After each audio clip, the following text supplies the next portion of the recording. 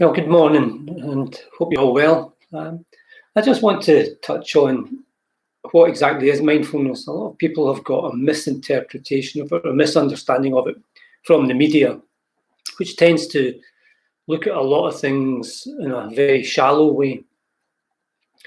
For me, mindfulness is a natural quality of the mind, or a natural attribute of the mind.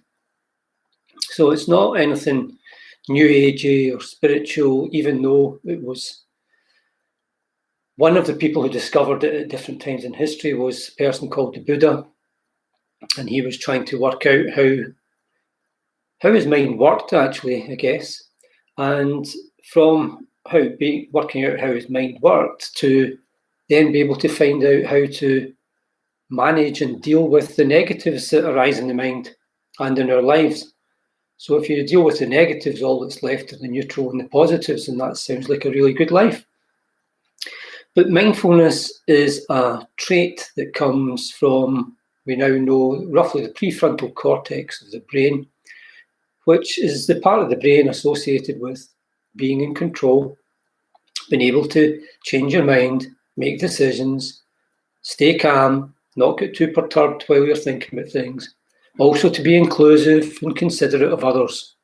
So in other words, it's really just a very good decision-making process. So when we talk about being mindful, that's what we're doing. We're playing that part of the brain up loud. And the reason we need to do that is because what's normally happening is another part of the brain, the amygdala, which many people have heard of.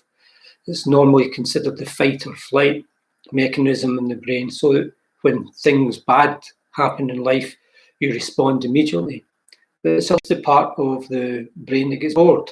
It's the part of the brain that makes you remember something from 35 years ago that you're still bitter about. So you don't choose these things. Your mind actually does it for you.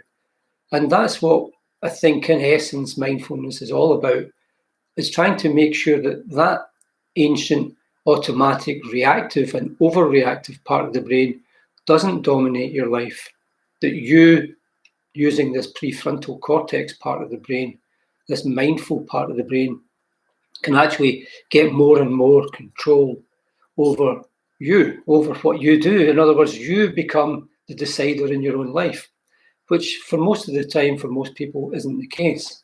It's just their automatic reactions that are making them fly this way or that way, feel good, feel bad.